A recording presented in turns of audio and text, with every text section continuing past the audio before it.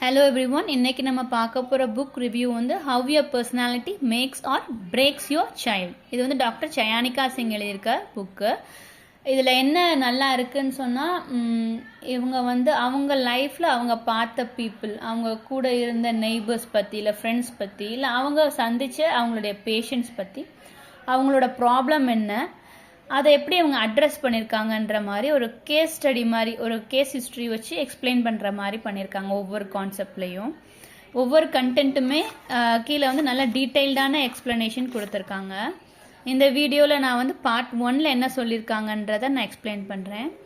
ஒரு பேரண்டிங்கில் வந்து ஃபஸ்ட்டு வந்து பேரண்ட் வந்து அவங்கள பற்றி தெரிஞ்சிருக்கணும். ஸோ அவங்களுடைய பாசிட்டிவ் என்ன நெகட்டிவ் என்னன்னு தெரிஞ்சால் தான் அவங்களால பிள்ளைங்களுக்கு வந்து நல்ல ஒரு பேரண்டிங் ஸ்டைல் அவங்களால கொடுக்க முடியும்.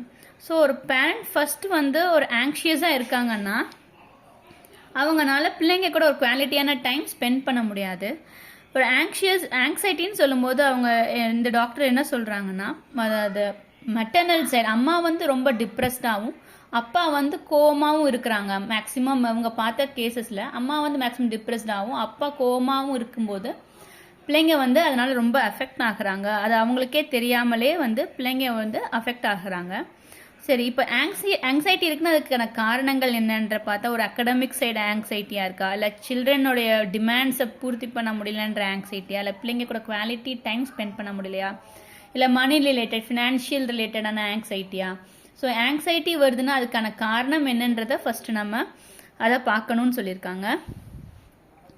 ஸோ அகடமிக் ஆங்ஸைட்டின்றதை பொறுத்த வரைக்கும் அதோட சொல்யூஷன் என்ன சொல்லியிருக்காங்கன்னா, இப்போதைக்கு நம்மளே வந்து சின்ன பிள்ளையிலே பார்த்தோம்னா டாப் 10 அப்படின்னு சொல்லியிருக்கவங்க வந்து சக்ஸஸ்ஃபுல்லாக இருக்காங்க, அவங்க தான் சக்ஸஸ்ஃபுல்லாக இருக்க முடியுன்ற ஒரு அவசியமே இல்லை. அவ்வளோவா ஆவரேஜாக படித்த பிள்ளைங்க கூட வந்து இப்போ நல்லா சக்ஸஸ்ஃபுல்லாக இருக்காங்க. ஸோ அகடமிக்குக்கும் இந்த லைஃப் சக்ஸஸ்க்குமே வந்து ஒரு ஈக்குவாலிட்டியே இல்லை. அது அவங்கவுங்க டேலண்ட் ரிலேட்டடாக இருக்குது. ஸோ அது நம்ம வந்து அகடமிக்ன்றதை மட்டும் பார்த்து ரொம்ப ஸ்ட்ரெஸ் பண்ணக்கூடாதுன்ற மாதிரி சொல்லியிருக்காங்க. ஸோ சில்ட்ரனுடைய டிமாண்ட் வந்து நம்ம பூர்த்தி பண்ண முடியலன்ற கவலை தேவையில்லை. ஏன்னா வந்து இப்போ நம்ம பிள்ளைங்க கேட்குறது எல்லாமே பூர்த்தி பண்ணிகிட்டே இருந்தோம்னா அடுத்து அவங்க வளர வளர அவங்க டிமாண்ட்ஸுமே வளர்ந்துட்டே இருக்கும். ஸோ நம்ம ரேஷனலைஸ் பண்ணி அவங்களுடைய டிமாண்டை நம்ம வந்து சால்வ் பண்ணணும். ஸோ குவாலிட்டி டைம், இப்போ நிறையா பேரண்ட்ஸ் வந்து ஒர்க்கிங்காக இருக்கனால அவங்க குவாலிட்டி டைம் ஸ்பெண்ட் பண்ண முடியலன்ற ஒரு ஆங்ஸைட்டி இருந்ததுன்னா அது கவலைப்பட தேவையில்லை. ஒரு 5 to 10 minutes பிள்ளைங்க கூட சேர்ந்து புக் ரீடிங், இல்லை பெயிண்டிங், அந்த மாதிரி உங்களால் முடிஞ்ச ஒரு குவாலிட்டி டைம் கொடுக்க பார்த்தாலே போதும். ஸோ மணி ரிலேட்டட், பிள்ளைங்களுக்கு எப்படி மணி கொடுத்து பழகிறது. ஒரு கேஸ் ஹிஸ்ட்ரியில் அவங்க என்ன சொல்லியிருக்காங்கன்னா, ஒரு பையன் வந்து வீட்டில் நல்லா ஸ்டீல் பண்ண ஆரம்பிச்சிட்டான். பேரண்ட்ஸ் வந்து சொல்கிறாங்க நல்லா தான் இருந்தான், எப்படி வந்து இப்போ பணம் வீட்டிலேருந்தே திருடுறான்ற மாதிரி சொல்லுவாங்க. ஸோ அப்போ என்னன்னு கேள்வி பார்த்தா அவங்க அமௌண்ட் வந்து ரொம்ப ஸ்ட்ரிக்டான அமௌண்ட் தான் கொடுப்பாங்களா, ரொம்ப கொஞ்சம் அமௌண்ட் தான் கொடுப்பாங்க போலப்பா. அப்போ பாக்கெட் மணி கிடையாது. ஸோ அவனோட தேவைக்கு அவன் ஸ்டீல் பண்ண ஆரம்பிக்கிறான். ஸோ அப்போ காசு கேட்டால் எவ்வளோ நாளும் கொடுக்கலாமான்னு கேட்டால் இல்லை. அவங்களுக்கு கொடுக்கக்கூடிய அமௌண்ட்டை நம்ம வந்து கரெக்டாக கொடுக்கணும். அதே சமயத்தில் அவங்களோட எக்ஸ்பெண்டிச்சர் என்னன்றதையும் அவங்க வந்து கரெக்டாக மேனேஜ் பண்ண சொல்லி கொடுக்கணும். ஸோ இப்போ எங்கேயாச்சும் நம்ம வெளியே போகிறோம்னா ஏதாச்சும் ஃபேர் கட்டணும்னா அவங்க காசை கொடுத்து அவங்கள கட்ட வைக்கிறது, இல்லை இப்போ ஏதாச்சும் பிக்னிக்கில் டூர் போகிறோம்னா அவங்களுக்குன்னு அமௌண்ட்டை கொடுத்து அதுக்குள்ளே அவங்கள செலவு பண்ண சொல்கிறது. ஸோ அவங்க கையில் கொஞ்சம் அமௌண்ட் இருக்கும்போது அமௌண்ட்டோடைய மணிக்கு தேவையான க்ரீட் வந்து அவங்களுக்கு கம்மியாக இருக்குன்னு சொல்கிறாங்க. ஸோ அதே மாதிரி ஆங்கர் வந்து இவங்க மேக்ஸிமம் பார்த்திங்கன்னா டேடியோட அப்பாவோட ஆங்கர்ஸ் பற்றி தான் வந்து டிஸ்கிரைப் பண்ணியிருக்காங்க இந்த புக்கில். ஸோ ஒரு கோவத்துக்கு அடிமையாக்கிட்டா வந்து நம்ம மோஸ்ட் ப்ரைஸ் பொசஷன் அவனை இழக்கிற மாதிரி தான்.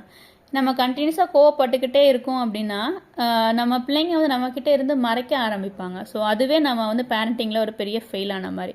ஸோ கோவப்படுறத வந்து கண்டிப்பாக வந்து எந்த விதத்துலையுமே சரியானதாக இருக்காதுன்ற மாதிரி சொல்கிறாங்க. ஸோ கோவத்தை வந்து எப்படி நம்ம அப்படியே ஃபுல்லாகவே கண்ட்ரோல் பண்ண முடியாட்டி அதை எப்படி பாசிட்டிவாக மேனேஜ் பண்ணணுன்றதை பற்றி இந்த புக்கில் கொஞ்சம் டீட்டெயில்டாக டிஸ்கிரைப் பண்ணியிருக்காங்க. தென் அப்சஷன். ஸோ நிறைய பேரண்ட் வந்து obsession related obsessive compulsive disorder மாதிரி எல்லாமே இருப்பாங்க. ஸோ அப்சசிவ் கம்பல்ஷனில் ஒரு பேரண்ட் இருக்காங்கன்னா அவங்களாலே செல்ஃபாக ரெகுலேட்டரி பண்ண முடியலன்னு அர்த்தம். ஸோ அப்படிப்பட்ட பேரண்ட்ஸ்னால கண்டிப்பாக அவங்க பிள்ளையை ரெகுலேட் பண்ண முடியாது. ஸோ அதுலேருந்து வெளிவரதுக்கான வாய்ப்புகளை பார்க்கணும். சைக்கோசோமேட்டிக் டிசார்டர் பற்றி என்ன சொல்லியிருக்காங்கன்னா, ஸோ சிலர் வந்து ஆங்ஸைட்டி காரணமாக கூட நமக்கு பால்பிட்டேஷன், அல்சரு இந்த மாதிரி ரீசன்ஸ் வரும். ஸோ நம்ம ஆங்ஸைட்டினால தான் அது வரதுன்றதே தெரியாமல் இருக்க பேரண்ட்ஸ் எல்லாமே அது ஒரு ட்ராப்பாக இருக்குது. ஸோ அதுலேருந்து வெளிவரதும் நம்மளுடைய கையில் தான் இருக்குது. டிட்டர்மினேஷன் இருந்தால் மட்டும்தான் நல்ல ஒரு குவாலிட்டி பேரண்டிங் கொடுக்க முடியும். ஸோ ஒரு ரொட்டீன் செட் பண்ணணும். பிள்ளைங்களோட பேக் செக் பண்ணுறது, என்னென்ன அவங்க கூட குவாலிட்டியான டைம் ஸ்பெண்ட் பண்ணுறது.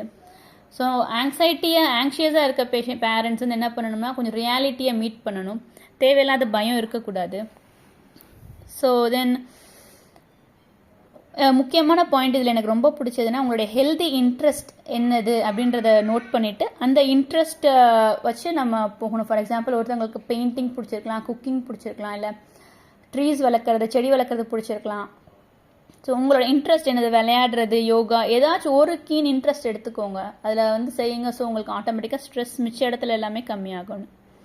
ஸோ இன்டிசிப்ளின்டு அதை பற்றி என்ன சொல்லியிருக்காங்கன்னா habitual weakness, whole habit die hard. அதாவது நிறைய இது வந்து இன்டிசிப்ளின் வந்து என்னென்னா ஒரு கண்டினியூஸான ஒரு மோசமான ஹேபிட்ஸ், அதான் வந்து ஒரு ஸ்டேட் ஆஃப் இன்டிசிப்ளின் கொண்டு வருது. ஸோ நம்மளே இன்டிசிப்ளினாக இருந்தோம்னா சில்ட்ரனும் இன்டிசிப்ளின்டாக தான் இருப்பாங்க.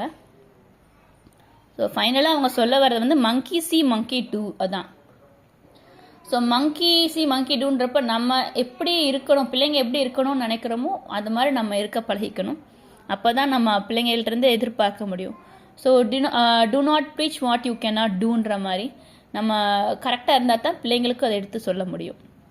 ஸோ அடுத்தடுத்து என்னோடய வீடியோஸில் நான் இந்த புக்கில் வேறு என்னென்ன டிஸ்கஸ் பண்ணியிருக்காங்கன்றதை சொல்கிறேன்.